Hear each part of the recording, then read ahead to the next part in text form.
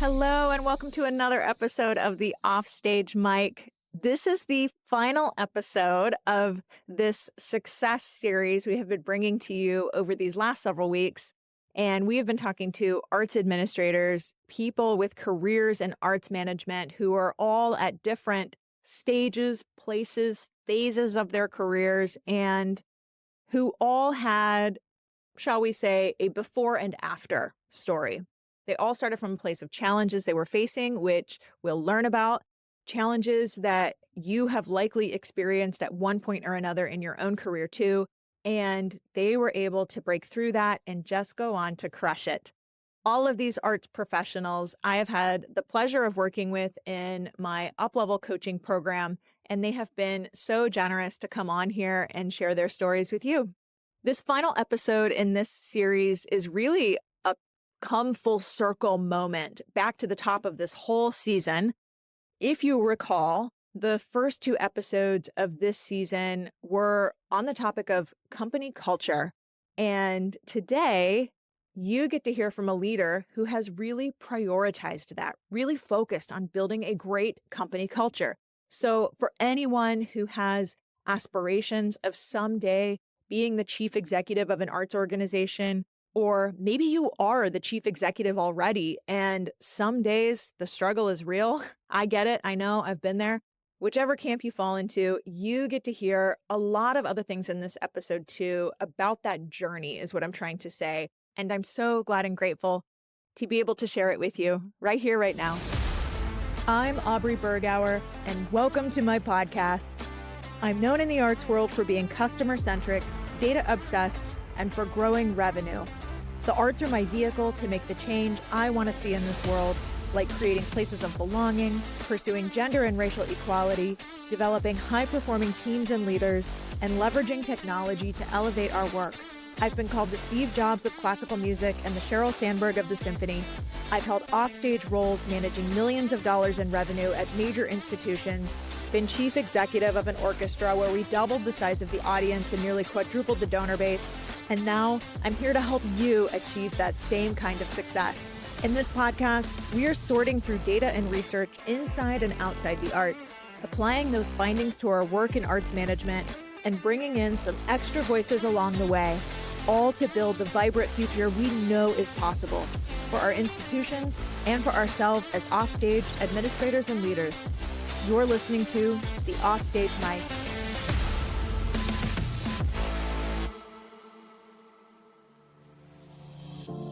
Hi everyone, Aubrey Bergauer here. Before we dive into today's episode, I want to tell you about Annual Fund Toolkit. If you're a nonprofit looking to revolutionize your fundraising strategies, you need to know about Annual Fund Toolkit. They're not just another consulting firm. They're specialists in transforming annual funds through data-driven donor engagement. What sets Annual Fund Toolkit apart is their laser focus on two critical challenges: improving donor retention and growing the major gifts pipeline. You can see why I like them, right? They combine fundraising expertise, data analysis, and strategic planning to help nonprofits like yours reach your goals. I'm particularly excited about their work in the arts sector.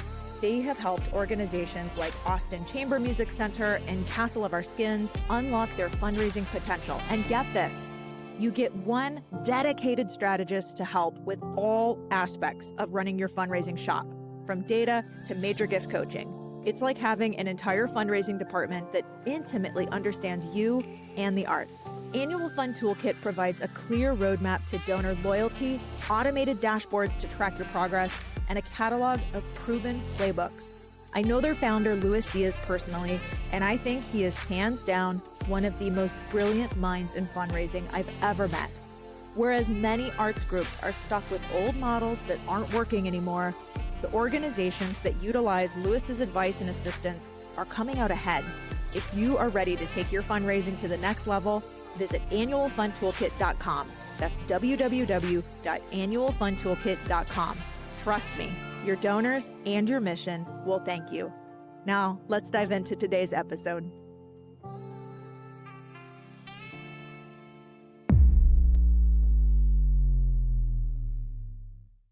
Well, I get to say hello one final time to my co-host for this success series, Jeremy, how are we at the last one of these? Or maybe I should say last one for now, right? Yeah, I don't know. It's gone so fast, and I know I've had an incredible time. If you're listening and you've enjoyed this series, I think I speak both for myself and for Aubrey that we hope this has been really, really helpful for you to hear these various and varied stories. You've been awesome. I want to add that I'm so grateful, not just to you, but to the arts administrators who we've gotten to hear from in this series. I think navigating a career in arts management, it is no joke. It's a journey, yeah. And I have learned it's a journey that we actually have more power over than we sometimes think. You know what I mean? Yeah, and that is a theme of these conversations for sure, these 5 conversations. And today's final, or maybe not final, we hope, guest is a great example of this. This week, I spoke with Chelsea Chambers, who is the executive director of the Peninsula Symphony up in your neck of the woods in Northern California. Oh, Chelsea. Okay, there is a longer history here with her because she has more years under her belt, more years in her career as well. And so I just have to share some of this, though, because it's so good. So Peninsula Symphony was one of my very first clients before I had even gone full time. I had been working with other organizations and other people, but it was still a side hustle for me while I was still running my orchestra. And I had not gone full time, had not gone all in on this. So this is probably probably 6 years ago, maybe. And I remember meeting Chelsea and just thinking she was so capable, that doesn't even cut it, so teachable and definitely hungry and definitely driven. And then we got to work together again a few years later when she participated in my up-level coaching program. And that was right before, or maybe right about when she was going for this executive director job, I believe. And then I have to share this part because it's combining 2 different organizations that I really, really love. Post up-level, she was invited to join the board of ACSO, the Association of California Symphony Orchestras, and that organization just has a special place in my heart because I served 2 terms on that board, 6 years on that board, and Chelsea was just elected VP of that board starting now, like this current season. And then last thing, because it exemplifies just how much she is crushing it right now, I just saw this the other day. Chelsea was just named to the 40 under 40 list in the Silicon Valley Business Journal. So, okay, Silicon Valley Business Journal, I feel like that's being on a list with like Mark Zuckerberg or something. Because seriously, it's probably like all kinds of tech founders and CEOs and who knows who else on that list. So I could go just on and on about her. Yeah, Chelsea is pretty awesome. Her story is pretty unique. She was rising the ranks at only one orchestra, this Peninsula Symphony, for 9 years. She started on support staff, driving the U-Haul, answering the phones. And now she's the executive director of that orchestra 9 years later. But the challenges that she faced getting there are not unique. They're the same things that almost every guest we talk to has faced. And you listening that you've wrestled with, that I've wrestled with, fighting steep learning curves in a new job, imposter syndrome, filling big expectations from the orchestra board when you're new in a job, and then finding the why that keeps you going when things get tough. It's amazing, I think, how these same challenges keep coming up again and again. And I think that for especially every aspiring executive director who eventually becomes executive director, there's always stuff you've never been taught. I mean, that's the theme of so much of what we're talking about, right? That there's so much we were never, ever taught in our training. But for executive director and CEO in particular, you always go through this transition of like the before times was having one boss, like kind of the normal way in prior jobs, to suddenly having a whole board as your boss. And I always say now that working with the board is the biggest exercise in managing up I have ever experienced. It's this just kind of weird dynamic where you report to them, but they also have to be led. And effective executive directors and CEOs strike that balance and really master those skills, I think. But what about you? Tell me about a time when you had to manage up. Yeah, when I started my first admin job, I had a weird relationship because I was now in the marketing team and I was on the artistic committee, but our conductor was my master's in conducting teacher. So we had this conductor-student relationship, and then suddenly we had to have this like conductor staff relationship. And so I really had to navigate that and, slowly figure out what this new relationship was, how to talk to him in a different way, and, how to have the confidence to ask for what I needed and kind of also demand what I needed when a deadline was coming up, especially. That was really awkward at first. And I had to manage up. I had to manage up to him and give him deadlines, which felt so weird because he'd been my teacher for the previous 2 years. There's the rub of managing up, right? Thank you for sharing that. Okay, I want to get back to Chelsea now because even though it's been just so much fun to see her star rise, I know it wasn't always easy for her or for any of us. And what I don't know, though, are the details of the journey. So the rise, yes, and some of the highlights, yes, but the hard parts, that's what I want to know. Did you and she talk about that? Yeah. So again, in this interview, we talk about how she went from like entry level all the way up to the executive director. And now that she's there, she's continuing to create a really kick-ass team and culture. And, the lessons that she learned are things that anybody in any position can really come away from and use that in your current position.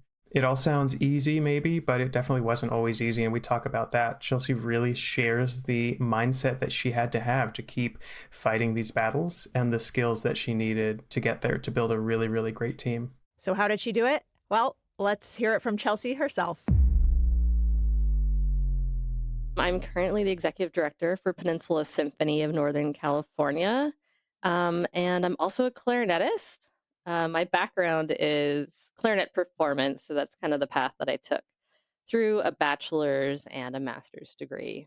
And you've been with Peninsula Symphony for a while, right? I think when I was researching this episode, I found your LinkedIn and it was just like 9 years or something just with Peninsula Symphony. Yeah, I realized that this is my 10th year at Peninsula Symphony. And so when I round the corner next summer, it'll be the end of 10 years. And it's mind-boggling. It's the only orchestra I have ever worked for.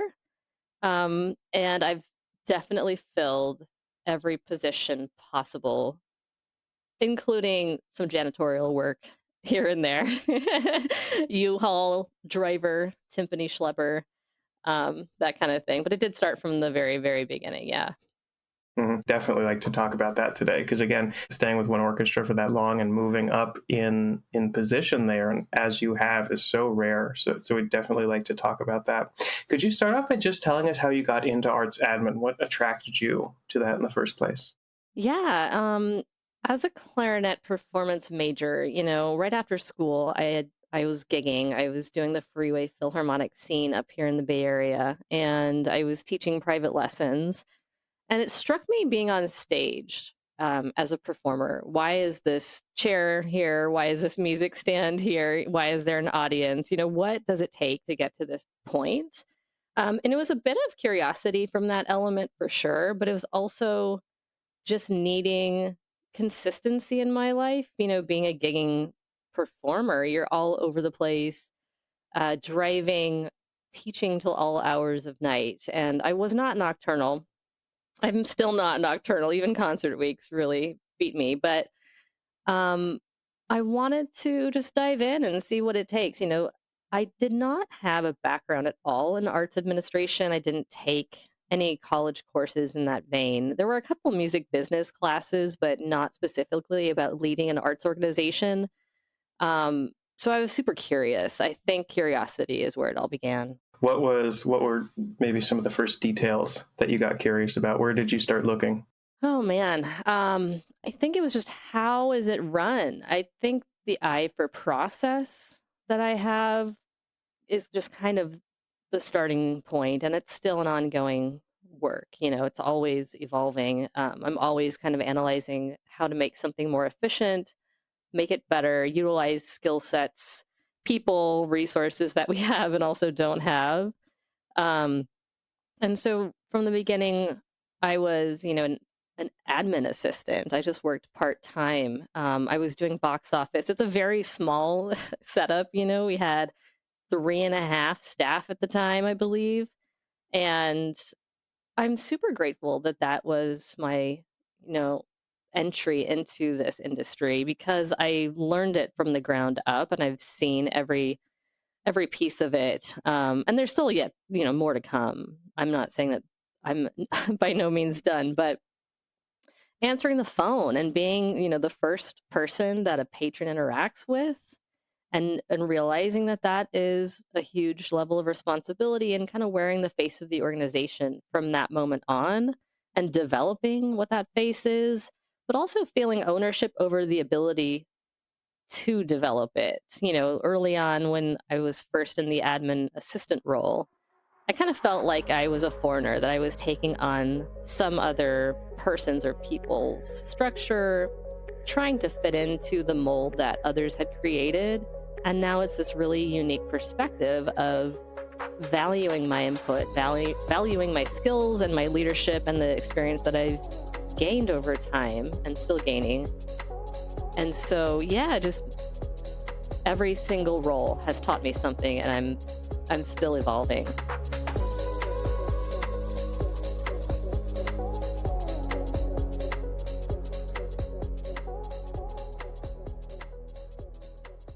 I think, working for a small community orchestra, while it did have a very rich history, we just celebrated 75 years.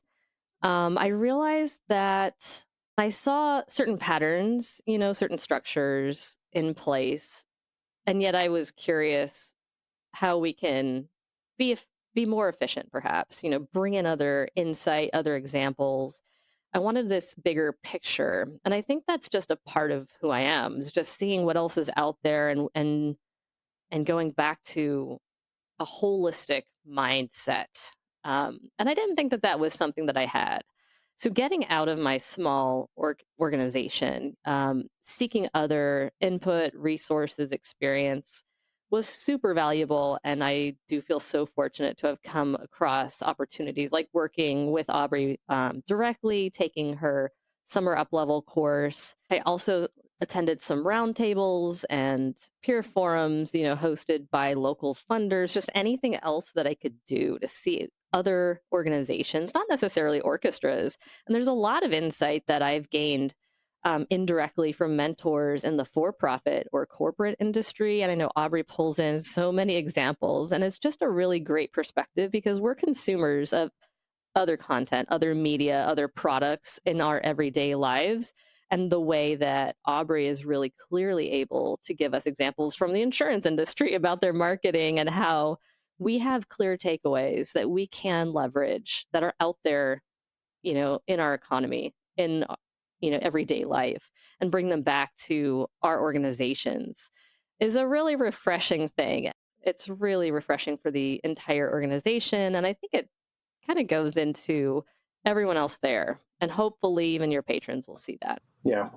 Yeah, there's so much more to learn outside of our bubble. I really love that. I'm a conductor, and I found that I became a much better leader when I stopped only talking and listening to conductors, because like they've kind of figured it out a little bit, but like the business world has really figured it out because money is on the line.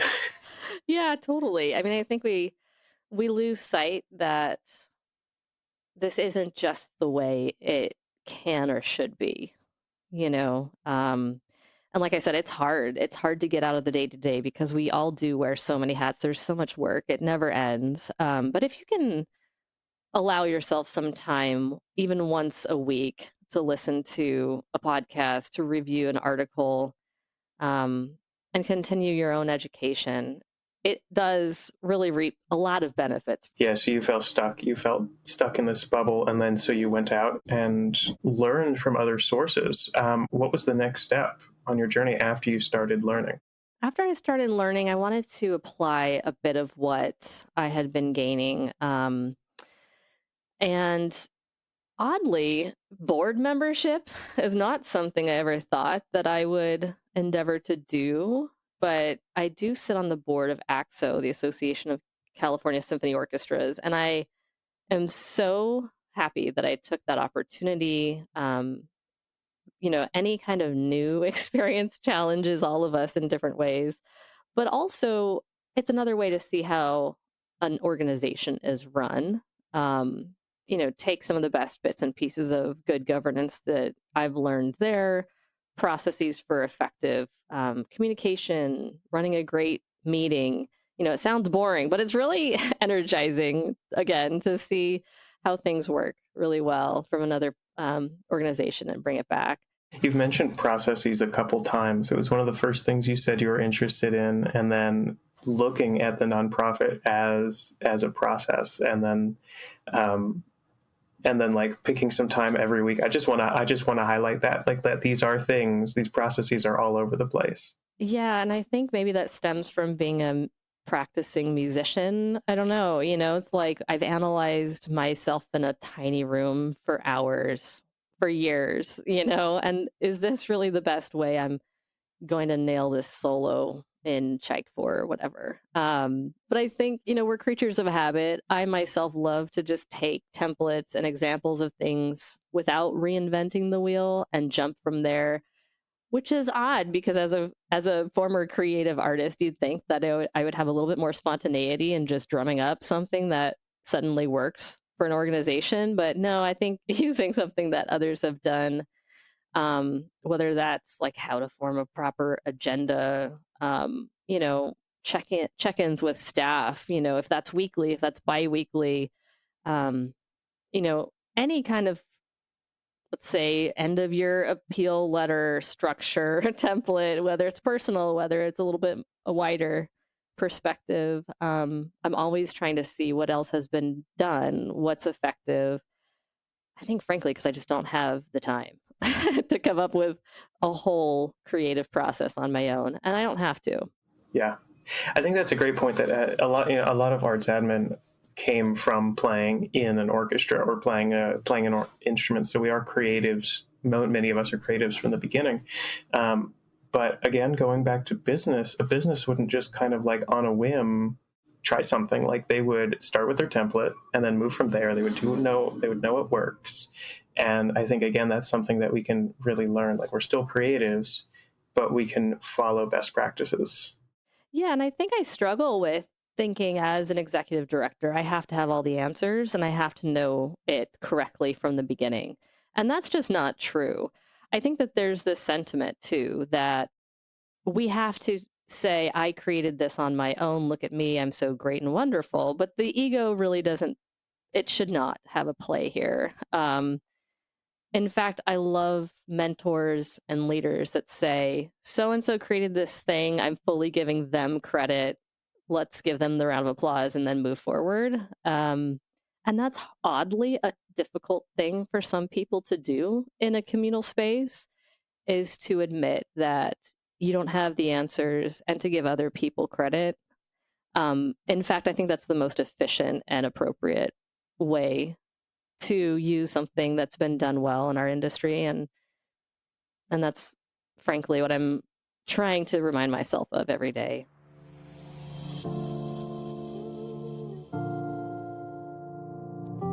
I mean, we're all works in progress. I mean, ultimately, we're just people. And I think the biggest thing that I've learned is what everyone tells you, is we learn by making mistakes, right?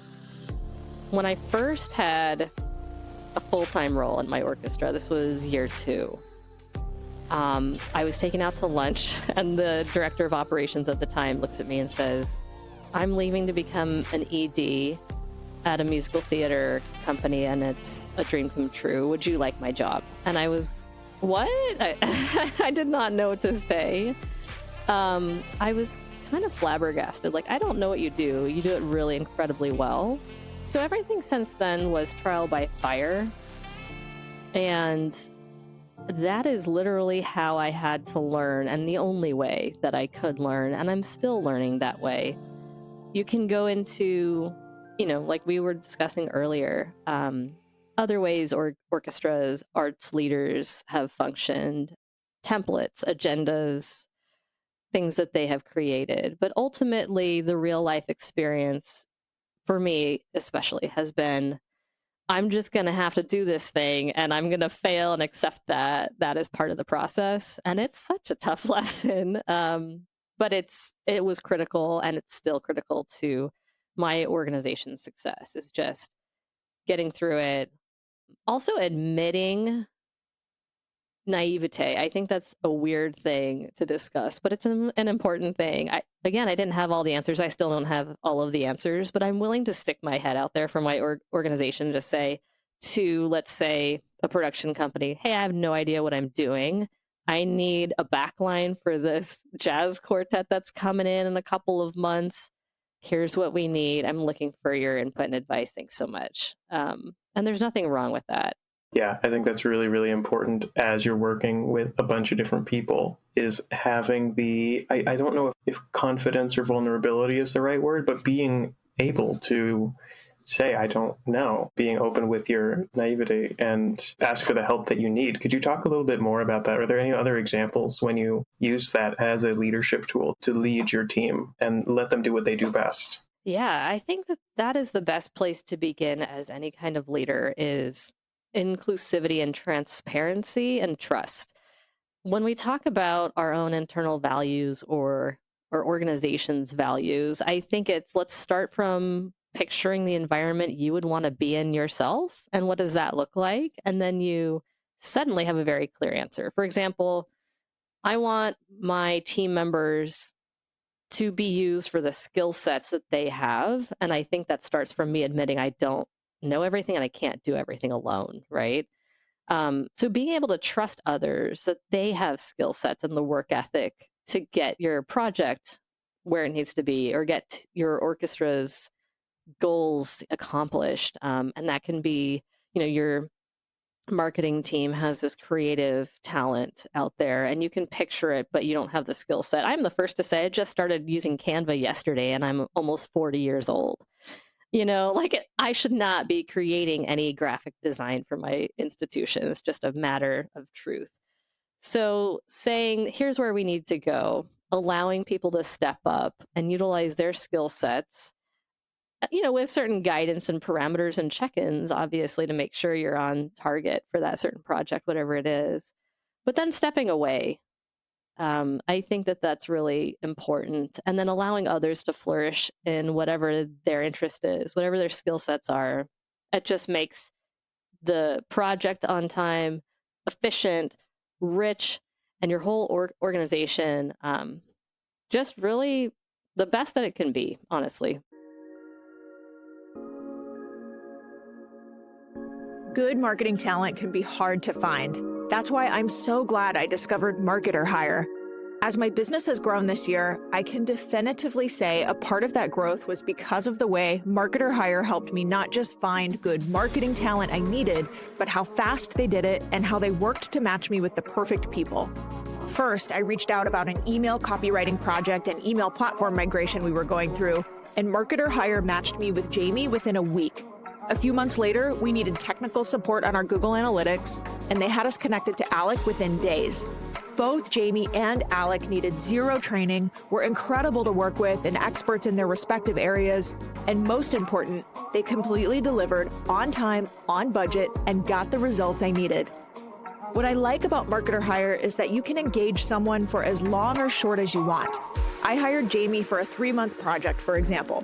On the intake call, they really listened to what I said I needed.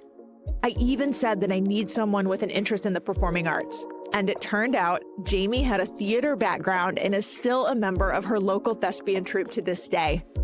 Both Jamie and Alec were able to move my projects forward so much quicker than if I had led a traditional hiring process or search. The whole thing was really easy from start to finish, and they never made me feel obligated to proceed if I didn't want to. They were even able to work with my small business budget. At your arts organization, imagine working with Fortune 500 level talent who ramps up to understand your work fast and then delivers great results. Get a $1,500 credit toward your first hire when you go to try.marketerhire.com/offstagemike. That's try.marketerhire.com/offstagemike. Whether your arts organization needs email copywriting or Google Analytics set up like I did, or if you need paid ads, paid search, or even a fractional CMO, Marketer Hire will get you set up with top talent fast. One more time, that's try.marketerhire.com/offstagemike to get started and get your $1,500 credit.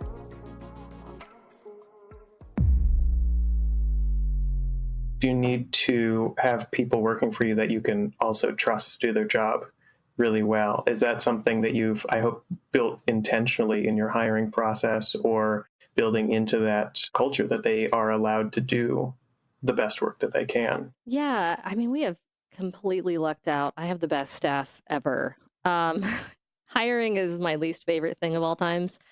And when that happens, it was part luck, but it was also part learning through how to hire and what to say that you're looking for, but also some examples to have them do, like in the interview process itself. Like, can you answer the phone? You know, we're going to literally call you right now and you're going to sit in the front desk. And it's not a hazing thing at all. It's like, hi, my name is Chelsea. I'm a first time attendee. I'd love to come to the concert. How do I do that? And just, having a conversation and seeing how they respond and making sure the person answering the phone is exactly the way that you'd want to be treated as a patron. I think going back to that like patron centric focus that Aubrey also really teaches us to has been an eye opener. But back to the hiring conversation. If the person shows up with this skill set, let's say, that is different than your job description, um, work with them to use those skill sets, but also build the skills they seek, right? To allow them time to practice in this new environment. And also, my favorite thing about hiring is to ask for input and advice from the new hire. What do you see that could be better? What do you bring here that you've learned from other roles that you want to incorporate? And let's have an open and honest conversation, because it's a rich opportunity for a fresh perspective. And if you don't take that opportunity, then you might lose someone really talented. And you also lose the opportunity to change your culture and your organization for the better.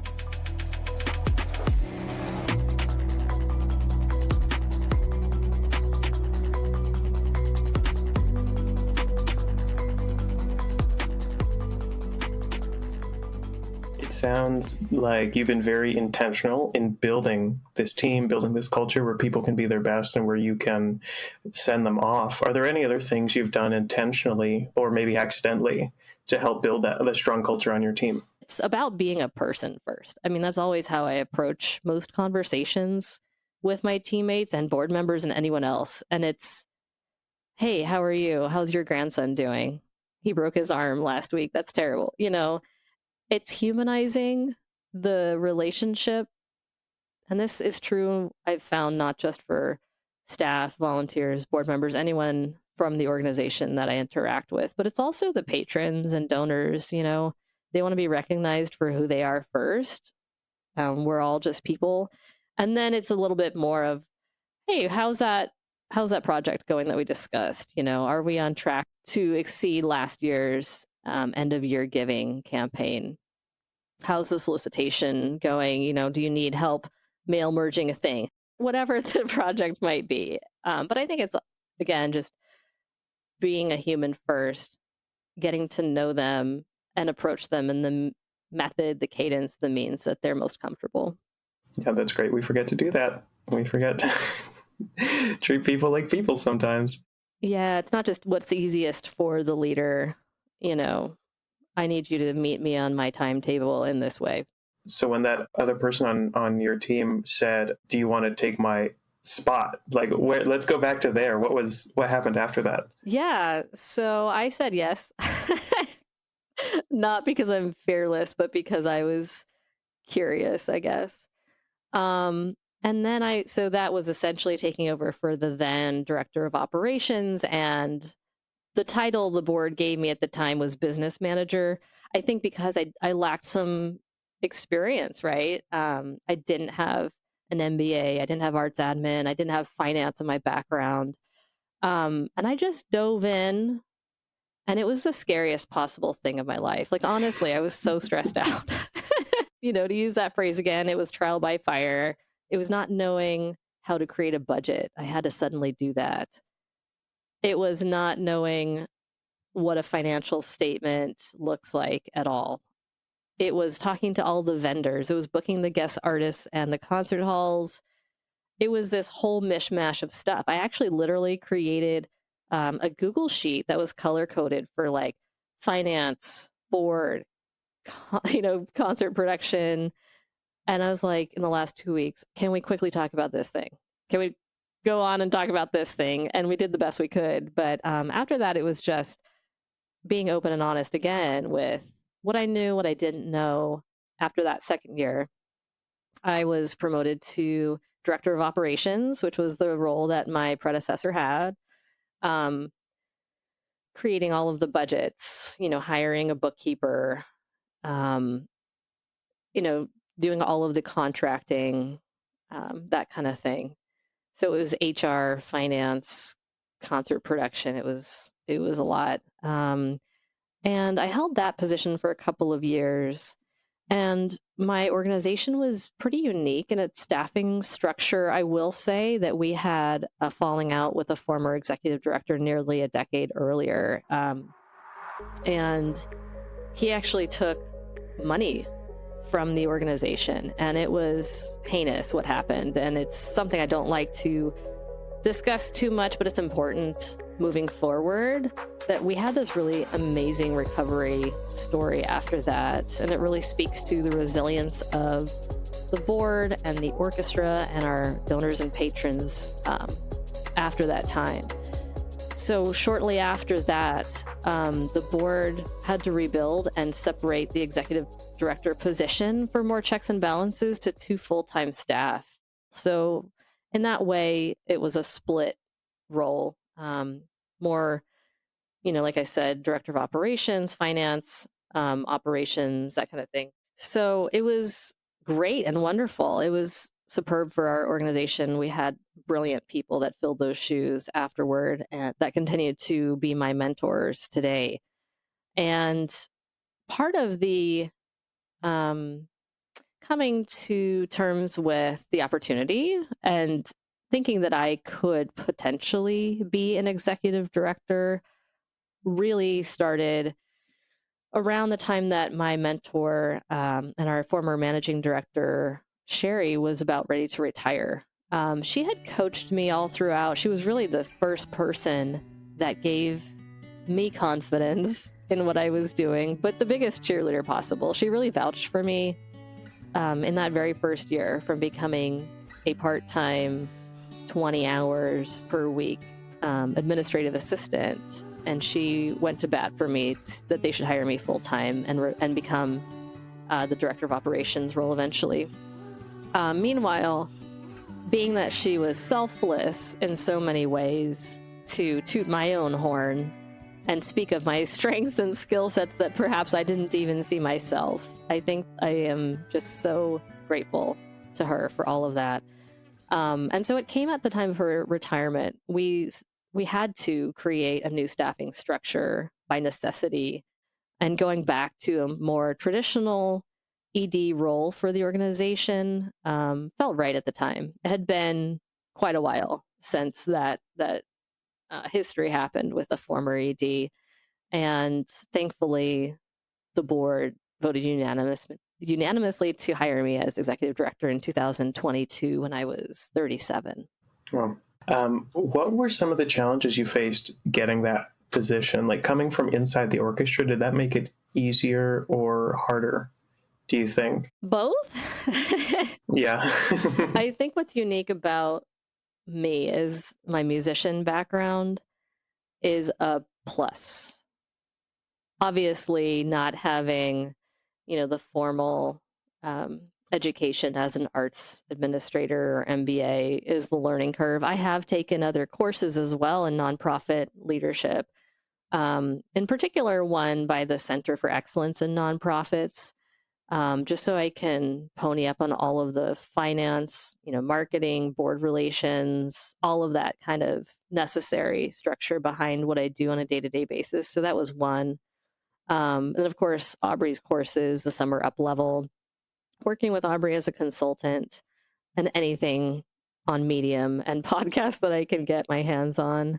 As much as I can fill in on the sidelines, I've been able to do, for sure.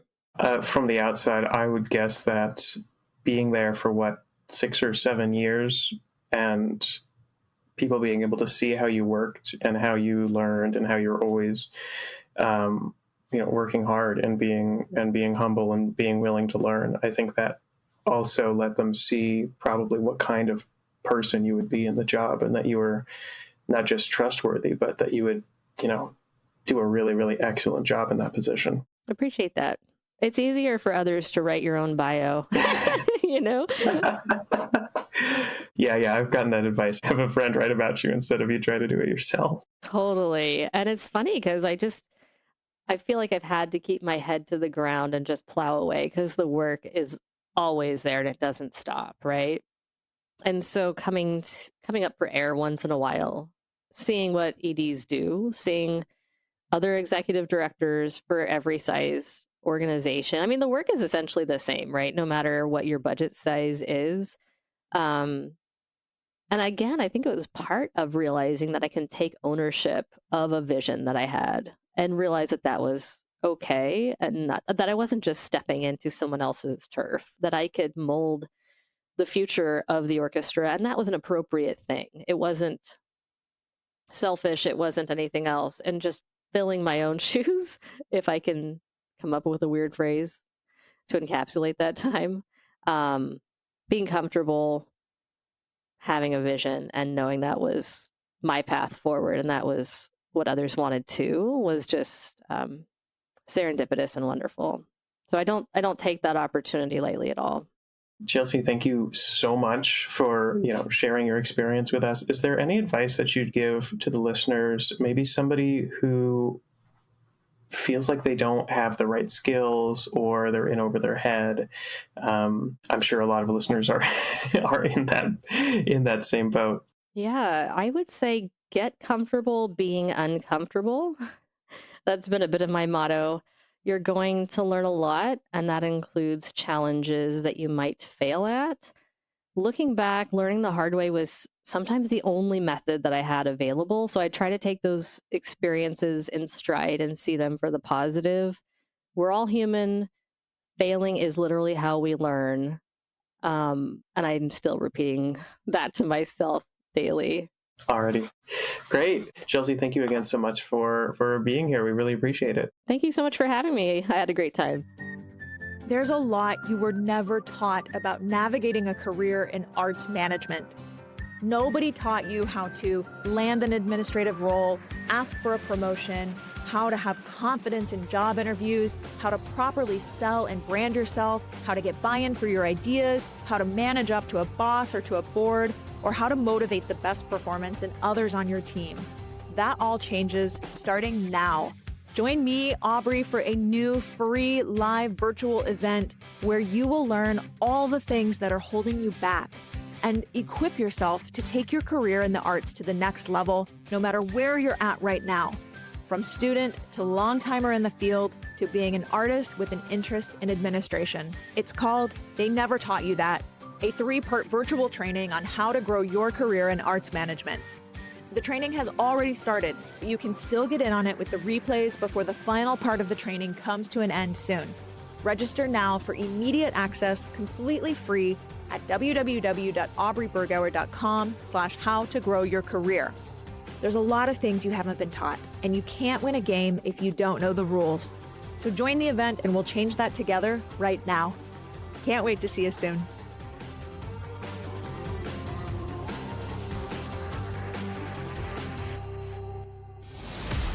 That's all for today, folks. Thanks so much for listening. If you like what you heard here, hit that button to follow and subscribe to this podcast. And if you've learned something or gotten value from this, please take 2 seconds to leave a quick 1-tap rating or review in return. To all of you, one more time, thanks again. See you next time on the Offstage Mic. The Offstage Mic is produced by me, Aubrey Bergauer, and Aaron Allen. The show is edited by Novo Music, an audio production company of all women audio engineers and musicians. Our theme music is by Alex Grohl. Additional podcast support this season comes from Jeremy Cuevas, Kelly Stedman, other members of the Changing the Narrative team, and social media brand management by Classical Content. This is a production of Changing the Narrative.